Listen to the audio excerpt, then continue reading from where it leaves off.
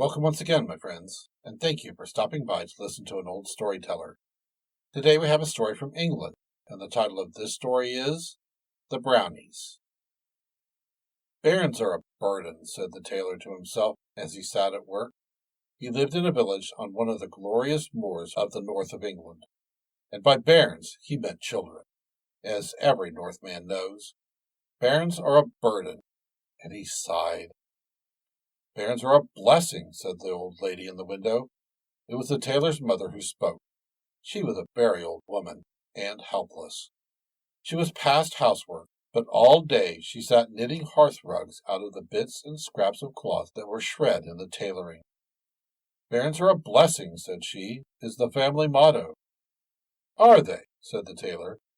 He had a high respect for his mother, and did not like to contradict her, but he held his own opinion.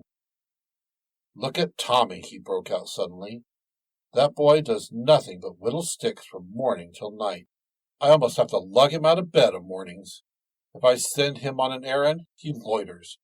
I'd better have gone myself. If I set him to do anything, I have to tell him everything. I could sooner do it myself. And if he does work, it's done so unwillingly, with such a poor grace, better, far better, to do it myself. There's Johnny, murmured the old lady dreamily. He has a face like an apple. And is about as useful, said the tailor. As the father spoke, the two boys entered. They were locked together by two grubby paws, and had each an armful of moss, which they dropped on the floor as they came in. I've swept this floor once today, said the father, and I'm not going to do it again. Put that rubbish outside. Move it, Johnny, said his brother, seating himself on a stool, and taking out his knife and a piece of wood, at which he cut and sliced, while the apple-cheeked Johnny stumbled and stamped over the moss, and scraped it out on the doorstep, leaving long trails of earth behind him, and then sat down also. Is there any supper, father? Asked Tommy. No, there is not, sir, unless you know how to get it, said the tailor, and taking his pipe, he went out of the house. Is there really nothing to eat, Granny? Asked the boy. No, my bairn, only some bread for breakfast tomorrow. What makes father so cross, Granny? He's wearied, and you don't help him, my dear. What could I do, grandmother? Many little things, if you tried, said the old lady. He spent half an hour today while you were on the moor, getting turf for the fire, and you could have got it just as well. He never told me, said Tommy. You might help me a bit just now, if you would, my laddie, said the old lady coaxingly. These bits of cloth want tearing into lengths, and if you get them ready, I can go on knitting. There'll be some food when this mat is done and sold. I'll try, said Tommy. Hold my knife, Johnny. Will that do, Granny? The old lady put down her knitting and looked. My dear, that's too short. Mercy! I gave the lad a piece to measure by. I thought it was the same length. Oh, dear, I'm so tired and so hungry. The boy's eyes filled with tears. What can I do for you, my poor bairns? Said the grandmother. Tell us a tale, Granny. If you told us a new one, I shouldn't keep thinking of that bread in the cupboard. Tell us about the brownie, please. What was he like? Like a little man, they say, my dear. What did he do?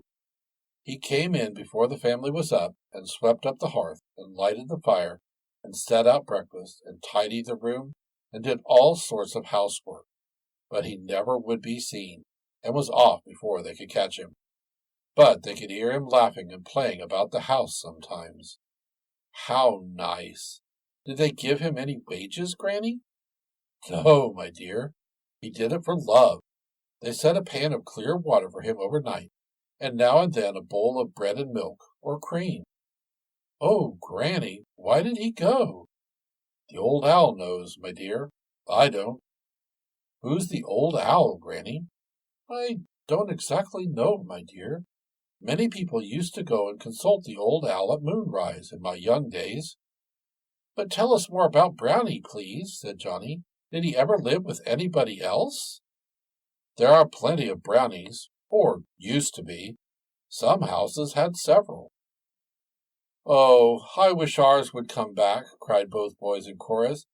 "He'd tidy the room," said Johnny. "Fetch the turf," said Tommy. "Pick up the chips," said Johnny. "Sort your scraps," said Tommy. "And do everything. Oh, I wish he hadn't gone away." "What's that?" said the tailor, coming in at this moment. "It's the Brownie, father," said Tommy. "We are so sorry he went, and do so wish we had one. Would you mind our setting a pan of water? There's no bread or milk." "You may set what you like, my lad," said the tailor, "and I wish there were bread and milk for your sakes, bairns. You should have it, had I got it. But go to bed now." They lugged out a pan, and filled it more quickly than usual, and then went off to bed. Johnny was soon in the land of dreams, but not so lazy Tommy. He kept thinking about the Brownie, and wondering how he could get one to live in the house. "There's an owl living in the old shed by the pond," he thought. "It may be the old owl herself, and she knows, Granny says. When father's gone to bed and the moon rises, I'll go." Meanwhile he lay down. The moon rose like gold, and went up into the heavens like silver. Tommy opened his eyes and ran to the window. "The moon has risen," he said, and crept softly down through the kitchen, where the pan of water, but no Brownie, and so out to the moor. "Hoot, hoot," said a voice from the fir plantation behind him. Someone else was awake then. "It's the old owl," said Tommy, and there she came and sailed into the shed by the pond. She sat on a beam that ran across the shed. Tommy had often climbed up for fun, and he climbed up now and sat face to face with her, and thought her eyes looked as though they were made of flame. "Now, what do you want?" said the owl. "Please," said Tommy, "can you tell me where to find the Brownies, and how to get one to come and live with us?"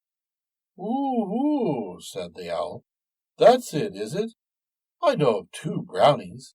"Hooray!" said Tommy. "Where do they live?" "In your house," said the owl. Tommy was aghast. "In our house!" he exclaimed. "Whereabouts? Let me rummage them out. Why do they do nothing?"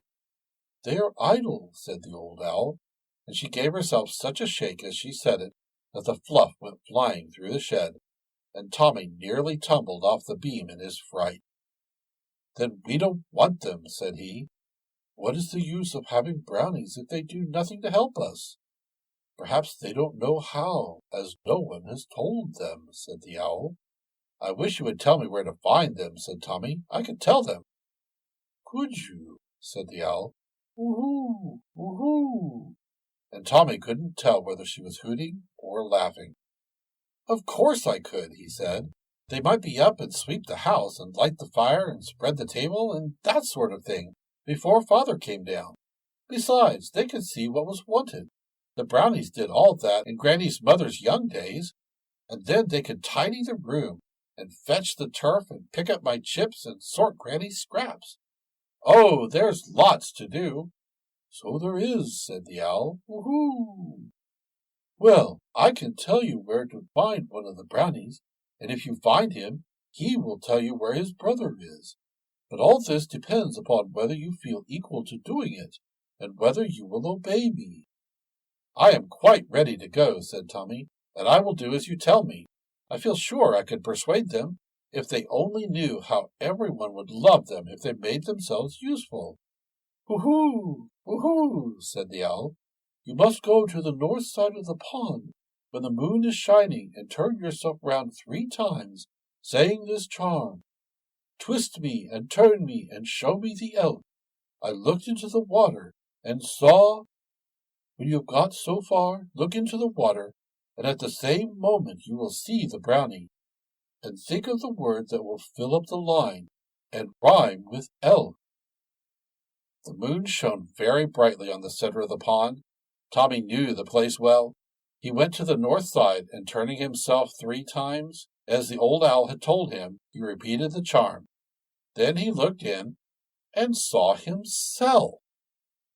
"Why, there's no one but myself," said Tommy. "And what can the word be?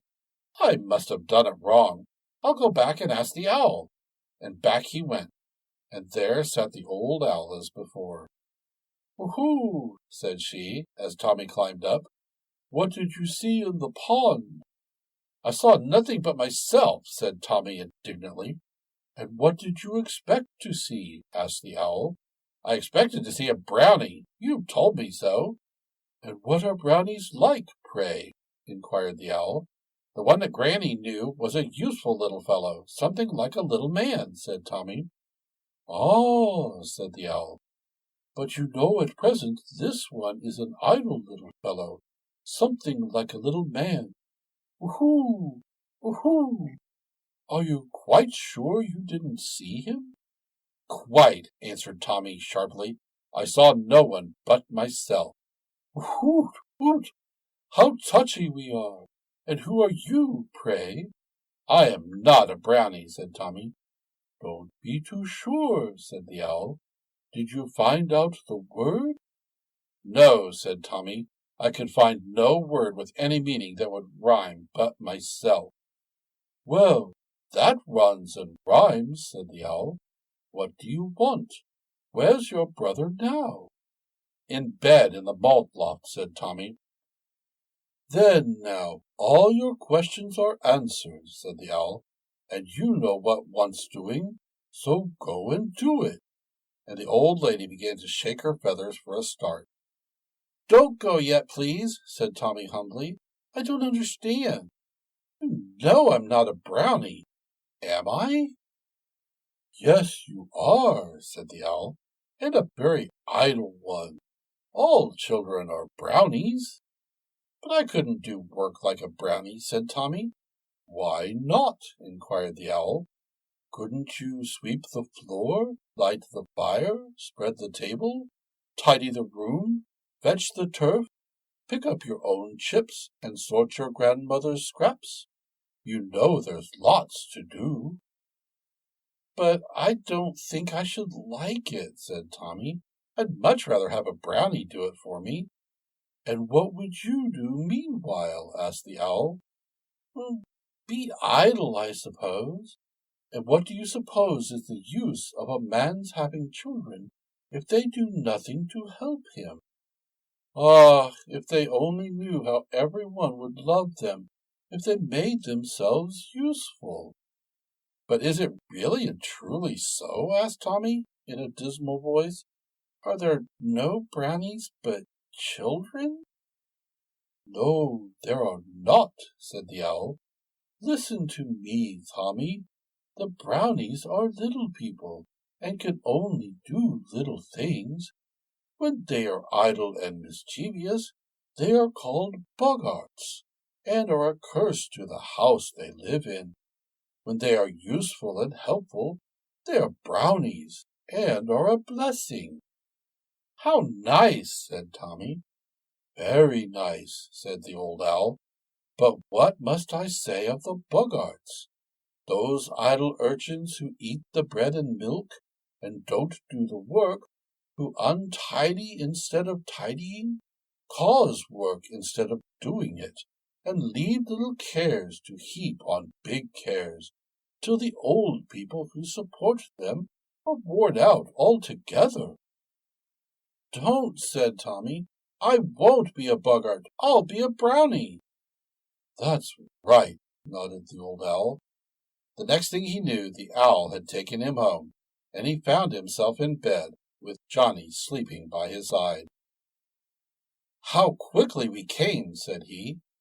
That is certainly a very clever old owl. "But how odd that it is morning. Get up, Johnny," said he. "I've got a story to tell you." And while Johnny sat up and rubbed his eyes open, he related his adventures on the moor. "Is all that true?" said Johnny. "I was there," said Tommy, "and it's all just as I tell you. And I'll tell you what, if we mean to do anything, we must get up.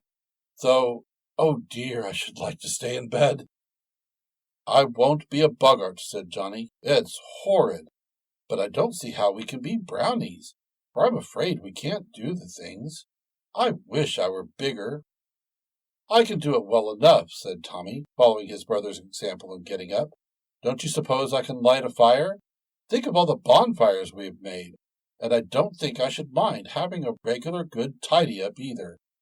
It's that stupid putting away things when you're done with them that I hate so." The Brownies crept softly down the ladder and into the kitchen. "I'm going to light the fire," said Tommy. "And I say, Johnny, when you've tidied, just go and grub up a potato or two in the garden, and I'll put them to roast for breakfast. I'm lighting such a bonfire." The fire was very successful. Johnny went after the potatoes, and Tommy cleaned the doorstep, swept the room, dusted the chairs and the old chest, and set out the table. There was no doubt that he could be handy when he chose. Just as they were finishing, they heard footsteps. "There's Father!" exclaimed Tommy. "Remember, we mustn't be caught. Run back to bed." Meanwhile, the poor tailor came wearily downstairs. Day after day, since his wife's death, he had come down every morning to the same sad sight, an untidy room and an empty table. When he came in, he looked around, started, and rubbed his eyes, looked around again, and rubbed them harder, and then went up to the fire and held out his hand, warm, certainly, handled the loaf, stared at the open door and window, the swept floor, and the sunshine pouring in, and finally sat down in wonder. Then he jumped up and ran to the foot of the stairs, shouting, "Mother! Mother! The brownie has come!" There was great excitement in the small household that day. The boys kept their own counsel. The old grandmother was triumphant, and tried not to seem surprised. The tailor was so surprised that he talked all day of the Brownies. "I've often heard of the good people," he said, "but this is wonderful. To come and do the work for a pan of cold water? Who could have believed it? I didn't see him, but I thought as I came in I heard a sort of laughing and rustling." "I say," said Tommy, when both the boys were in bed, "the old owl was right, and we must stick to it. But I'll tell you what I don't like, and that is Father thinking we're idle still. I wish he knew we were the Brownies." "So do I," said Johnny, and he sighed. "I'll tell you what," said Tommy, "we'll keep quiet for a bit for fear we should leave off. But when we've gone on a good while, I shall tell him." Day after day went by, and still the Brownies stuck to it and did their work. One day a message came to the father offering him 2 or 3 days' tailoring in a farmhouse some miles up the valley. When his work was finished, the farmer paid him at once, and the good dame added half a cheese and a bottle green coat. The tailor thanked them, said farewell, and went home. As he came in at the gate, he was struck by some idea of change, and looked again, and he saw that the garden had been weeded and was tidy. "It's that blessed Brownie," said the tailor. "I'll make him a suit of clothes." "If you make clothes for this Brownie, he'll go for good," said the Brownie in a voice of awful warning. "Not if they're a good fit, mother. I'll tell you what I mean to do. I'll measure them by Tommy. They say the Brownies are about his size." The next night the suit was finished, and laid by the bread and milk. The next morning the Brownies came down as usual. "Don't they look splendid?" said Tommy, feeling the cloth.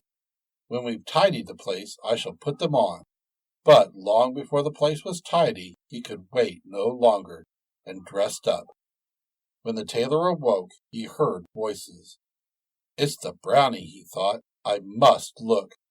At the door he paused and listened. Then he pushed in and saw Johnny sweeping the kitchen, and Tommy dancing about in his new suit. "What's this?" shouted the astonished tailor, when he could find breath to speak. "It's the Brownies," sang the boys. "Where is Brownie?" shouted the father. "He's here," said Tommy. "We're the Brownies." "Can't you stop that fooling?" cried the tailor angrily. "This is past a joke. Where's the real Brownie, I say?" "It's true. We're the only Brownies, father," said Tommy. "Ask the old owl. Really." "I suppose I'm getting old," he said. "I can't understand. If you are the Brownie, who has been tidying the kitchen lately?" "We have," said they. "And who sorts your grandmother's scraps?" "We do," said they. "And who sets breakfast and puts my things in order?" "We do," said they. "But when do you do it?" asked the tailor. "Before you come down," said they. But I always have to call you, said the tailor. We get back to bed again, said the boys. But how was it you never did it before? Asked the tailor. We were idle, said Tommy. The tailor's voice rose. But if you do the work, he shouted. So where's the brownie? Here, cried the boys, and we are very sorry we were boggarts so long. Thank you once again for listening to this story. If you enjoyed this story, please press that like button. Also, please help an old storyteller out by subscribing to my channel. The next story will be posted in a few days, so until then, may your story continue to be a good one.